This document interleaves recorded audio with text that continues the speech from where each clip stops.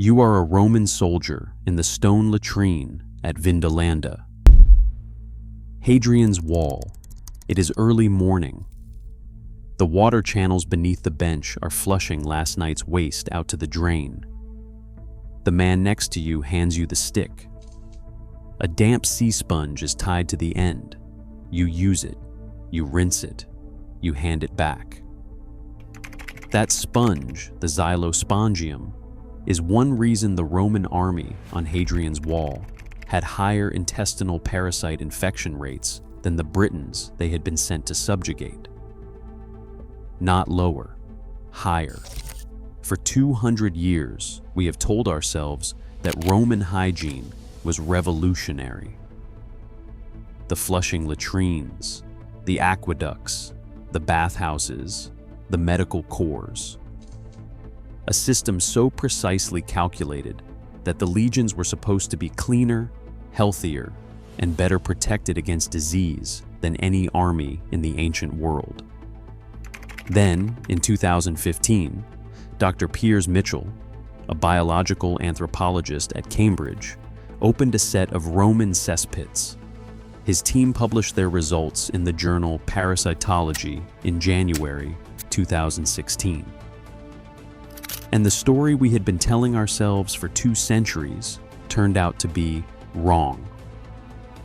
Today, we go inside that discovery. The Cambridge coprolite study, the engineering paradox of Roman sanitation, the reason fish sauce was a biological hazard, and what the Iron Age Britons had been doing that the Roman legions were not. Before the paper was published, most people assumed the Roman occupation of Britain had been a hygiene upgrade. The Britons before Rome lived in roundhouses, cooked over open fires, and had no engineered water supply. The Romans brought stone forts, piped aqueducts, and proper sewer drains. It seemed obvious which population would have been the healthier one. Dr. Piers Mitchell did not assume. In 2015, his team at Cambridge collected preserved human coprolites, fossilized feces, from Roman-era cesspits, sewers, and burials across Britain, Germany, Turkey, and the wider empire. They compared the parasite eggs in those samples to samples from Iron Age and Bronze Age Europeans who had lived on the same ground centuries before the legions arrived. The paper was titled Human Parasites in the Roman World. The findings were not what the textbooks had predicted. Roman-era samples showed Trichuris, Trichiura, whipworm at rates higher than pre-Roman sites. They showed Ascaris, lumbricoides, roundworm, at equal or higher frequencies than before. They showed Entamuba histolytica, the dysentery parasite, in samples that had never previously registered it. They showed liver fluke. They showed fish tapeworm in places where fish tapeworm had no native host, hundreds of miles inland. The conclusion, in Mitchell's own words, was blunt. Roman sanitation technology did not reduce the parasite burden of the populations it served. In several categories, it increased it. Vegetius had described the Roman army as the healthiest fighting force in the world. The coprolites disagreed. But how could an empire with engineered water, flushing toilets, aqueducts, and covered sewers have worse parasites than the people whose roundhouses they had replaced? The answer begins with the xylospongium. The xylospongium was a wooden stick with a sea sponge fixed to one end, the Roman version of toilet paper. A legionary sat on a shared stone bench in the military latrine. Beneath the bench, cold water ran continuously in a channel, flushing waste downstream to the drain. In front of the bench, a second, shallower trough held slow-moving water, and in that water sat a handful of xylosponges shared by the whole unit. When a soldier was finished, he reached into the trough, took a sponge, used it, rinsed it, in the same trough and put it back. The next man reached for the same stick. The sponge was not replaced between users. It was not sterilized. The running water that supposedly cleaned it moved at the speed of a slow stream and had passed through dozens of other hands before his. Archaeologists have recovered preserved xylosponges and subjected the residue to modern biological analysis. The sponges carried active parasite eggs for days. In a single latrine used by a century of 80 men, a fresh case of whipworm could be redistributed across the whole unit in a single morning. Then there was the fish sauce. Garum, fermented fish sauce, was the single most common condiment in the Roman military ration.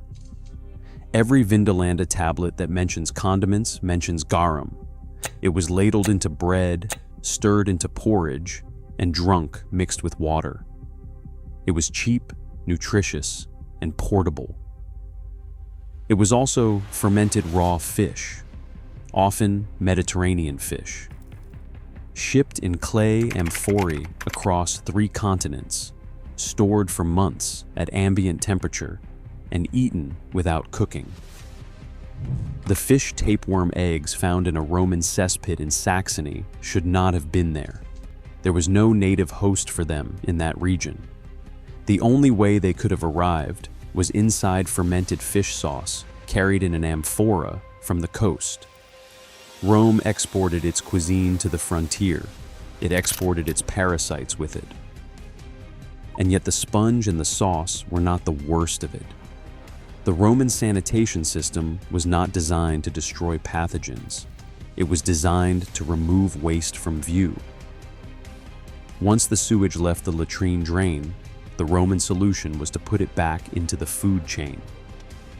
Roman agricultural manuals, Columella, Varro, and the elder Pliny, openly instruct farmers to collect human waste from the city and the barracks and spread it on fields as fertilizer. This was standard practice.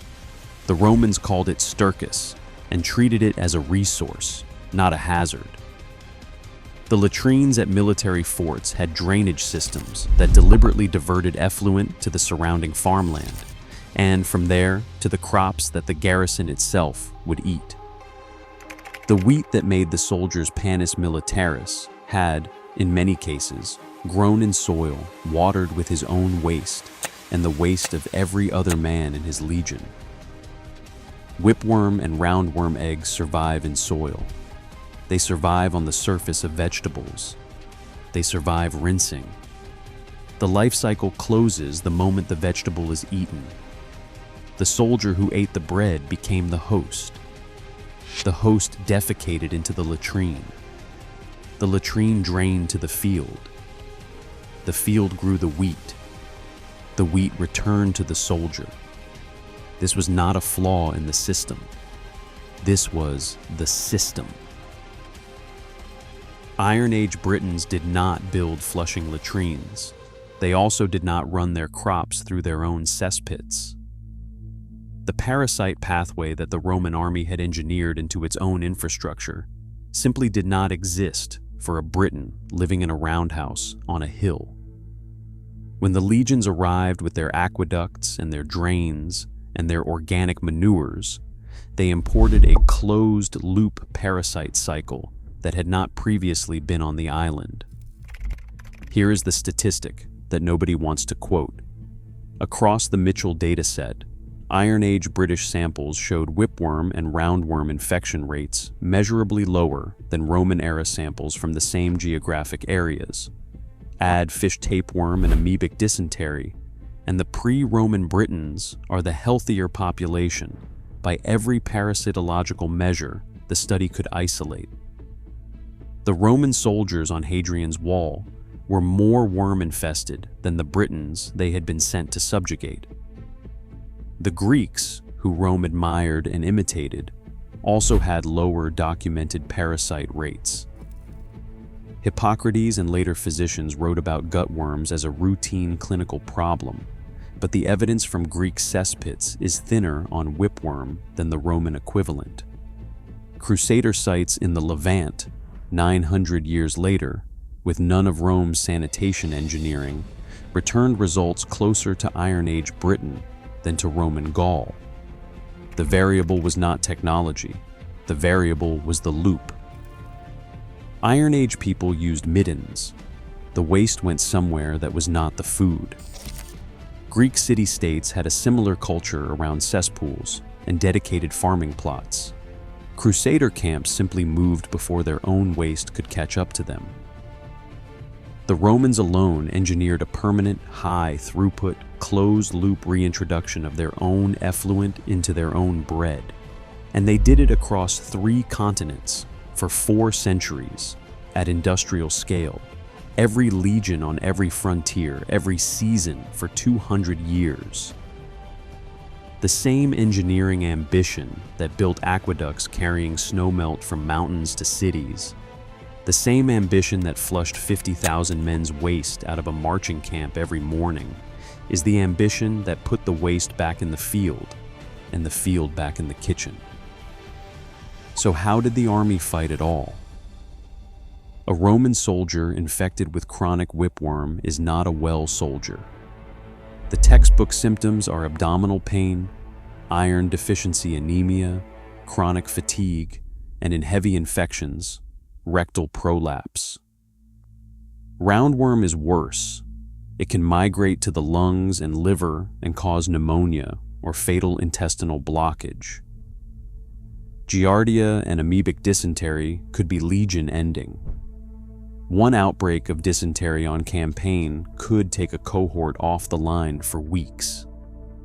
The evidence that this was happening is not theoretical. Galen, the imperial physician, wrote extensively about worms in soldiers. Celsus listed herbal remedies for intestinal parasites in his medical encyclopedia. The army's valetudinaria, the field hospitals, kept stores of wormwood, santonica, pomegranate rind, and garlic. Wormwood especially.